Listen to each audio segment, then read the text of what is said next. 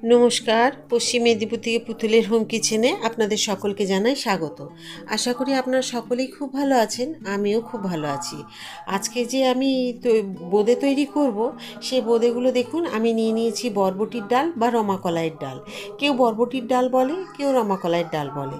আর নিয়েছি গোবিন্দভোগ চাল। তো চালের আমি আরেকবার বলে দিচ্ছি। তো এখানে নিয়েছি আমি 100 গ্রাম হচ্ছে বরবটি বা রমাকলাইয়ের ডাল, আর নিয়েছি 200 গ্রাম গোবিন্দভোগ চাল। তো আপনারা গোবিন্দভোগ চাল না দিলেও এইরকম আতপ চাল দিয়েও তৈরি করতে পারবেন। আমি কথাটা বারবার রিপিট করে দেবো এই কারণেই, যাতে কারো তৈরি করতে অসুবিধে না হয়। আর এগুলো হচ্ছে আপনাকে একটা একটা করে আমরা ছাড়িয়ে নিচ্ছি, যেহেতু অল্প পরিমাণ। এইভাবে হাতে একটু চটকে নিয়ে খোসাগুলো হালকা নরম হয়ে যাবে, তখন ছাড়িয়ে নিতে অসুবিধে নেই। তা নাহলে কিন্তু দোকানে যখন এই মিষ্টিগুলো তৈরি করা হয় বোঁদেগুলো, তখন কিন্তু এই বরবটির ডাল বা রমাকলাইয়ের ডালে পুরো বেসন তৈরি করতে হয়। বেসন তৈরি করে তখন করতে হয়, একটা একটা করে ছাড়ানো সম্ভব নয়। আর তৈরি করা তখন ওনাদের পক্ষে সম্ভব হয়। আমি আজকে কামারপুকুরের বিখ্যাত যে সাদা বোঁদে তৈরি করব বাড়িতে, তার জন্য দেখিয়ে দিয়েছি আপনাদেরকে বরবটি ডাল বা রমাকলাইয়ের ডাল।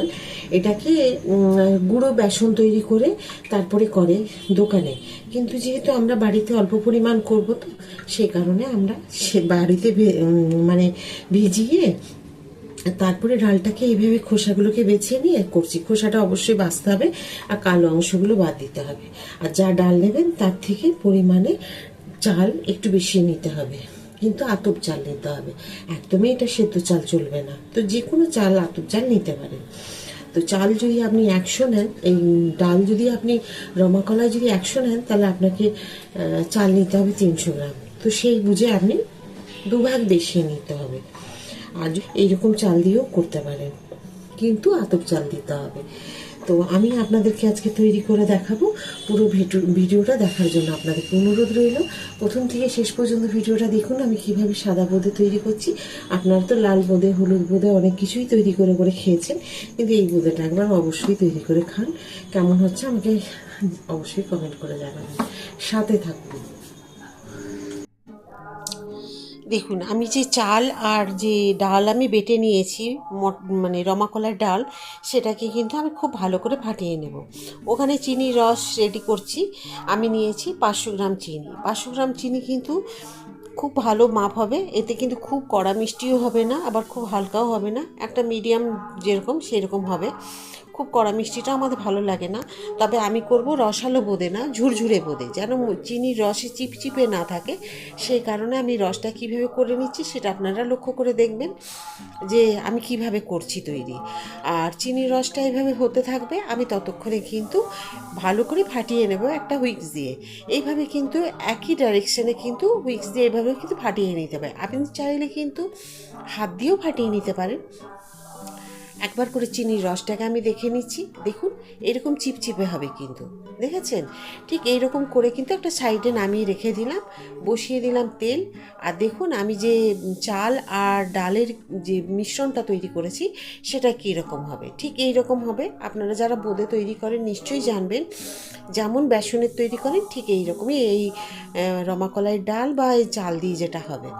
আর এই যে ছান্তাটা দেখছেন, এই ছান্তাটা দিয়ে আমি কিন্তু বোঁদে তৈরি করে আপনাদের দেখিয়েছি। এটাই হচ্ছে বোঁদে তৈরি করার ছান্তা, খুব ভালো হয়। দেখুন মিশ্রণটা এত সুন্দর হয়েছে যে ছান্তাতে দেওয়ার মতোই খুব সুন্দরভাবে। তবে এইভাবেই আপনারা তৈরি করে নেবেন।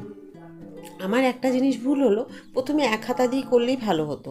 আমি 2 হাতা করতে দেওয়ার জন্য আমি 1.5 হাতা দিয়েছি, তার জন্য একটু জমাট ধরে গেছিলো। তো আপনারা কিন্তু অল্প অল্প দিয়েই তৈরি করবেন, তাতে কি একটু বেশ ছাড়া ছাড়া হবে বোঁদেগুলো। আমি এবারে কিন্তু এইটুকু দিয়েই করব, আর কিন্তু বেশি দেব না। তো দেখুন কি সুন্দর বোঁদেগুলো প্রত্যেকটা গোল গোল হচ্ছে, একদম মতির মতো। এইরকমই হবে জানেন তো আপনারা তৈরি করলেও। দেখুন কি সুন্দর ঝুরঝুরে হয়েছে, সুন্দর হয়েছে। আর দেখতে মনে হচ্ছে যেন দোকানের বোঁদে। এখনও আমি রসে দিইনি, এগুলো একদম এক জায়গায় তো রেডি করে রেখেছি, তারপরে বেরে রসে দেবো। একদম মুচমুচ করছে। এগুলো কিন্তু আপনারা ঝাল বোঁদে হিসাবেও খেতে পারবেন, কিন্তু একটু সব মশলা দিয়ে লঙ্কা দিয়ে যদি ঝাল বোঁদে তৈরি করে রেখে দেন, দেখবেন চানাচুরের মতো মুড়ি দিয়ে খেতে খুব ভালো লাগবে। একদম মুচমুচ করছে, খুব সুন্দর হয়েছে। আপনারা নিজে না তৈরি করলে কিন্তু এটা বুঝতেই পারবেন না যে বোঁদে এত সুন্দর তৈরি করা যায়। তো খুবই ভালো লাগছে আমার আজকে তৈরি করে। এবারে বাকিটা কিন্তু আপনারা সাথে থাকুন, সাথে থেকে দেখুন কেমন তৈরি করলাম। দেখুন চিনির রসটা আবার একটু গরম করে নিলাম, এই যে এইরকম। এখন দিয়ে দেবো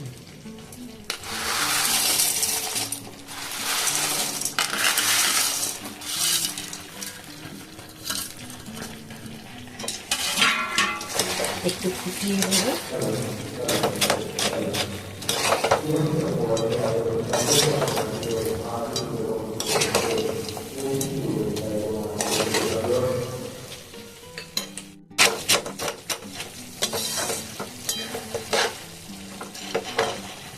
একটু 2 মিনিট ফুটে যাক, তারপর আমি একটা সাইডে নামিয়ে রেখে দেবো। বোঁদেগুলো এখন আমি নামিয়ে রেখে দেবো। এই রসটা পুরো টেনে নেবে, তারপরে পুরো ঠান্ডা হয়ে গেলে যদি আজকে ঠিকঠাক হয়ে যায় দেখাবো, না তো আগামীকাল আপনাদেরকে বোঁদে সব দেখিয়ে দেবো। বোঁদেগুলো দেখুন কীরকম হয়েছে। শুভ মা সপ্তমী, আজকে সপ্তমীর সকালে আপনাদেরকে দেখাচ্ছি। আমি ষষ্ঠীর দিন করেছিলাম বোঁদে, কিন্তু সারা রাত বোঁদেতে রসের মধ্যে ডুবিয়ে রেখেছিলাম। সপ্তমীর দিন সকালবেলায় আপনাদের ভিডিওটা করে দেখাচ্ছি। আমি যে কামারপুকুরের একদম ঐতিহ্যবাহী এই যে সাদা বোঁদে আপনাদেরকে তৈরি করে দেখালাম। কেমন হয়েছে বোঁদেগুলো দেখুন, একদম রসালো আর খুব সুন্দর বোঁদেগুলো, একদম খাস্তা মুচমুচে আর খুব সুন্দর। দেখুন এইরকমভাবে আমি দেখিয়ে দিচ্ছি আপনাদের, দেখুন খুব সুন্দর ঝুরঝুরে। আপনারা রসালো চিপচিপেও করতে পারেন, কিন্তু এইরকম শুকনো শুকনো করে রেখে দিন, মুড়িতে রুটিতে খান, খুব ভালো লাগবে। তো কেমন হয়েছে আজকে বোঁদেগুলো? যদি ভালো লাগে তো তাহলে আপনারাও বাড়িতে তৈরি করে খান। পুরো ভিডিওটা দেখে আমার মতো করেই তৈরি করুন।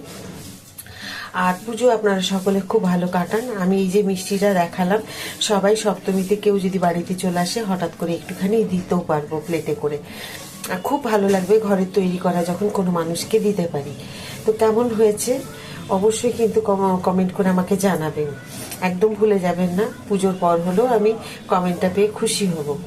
সবাই খুব আবার বলবো পুজো ভালো কাটান। আর আজকের যদি ভিডিও আপনাদের সকলে ভালো লেগে থাকে প্লিজ একটা লাইক করে দেবেন, সাবস্ক্রাইব আর শেয়ার করে আমার সাথে থাকবেন। যেমন প্রতিটা ভিডিওতে আপনারা সকলে আমার সাথে থাকেন। আবার একটা নতুন ভিডিওতে নতুন রান্না নিয়ে আপনাদের সকলের কাছে আমি চলে আসবো। সবাই খুব ভালো থাকুন, সুস্থ থাকুন, পুজো ভালোভাবে কাটান। নমস্কার।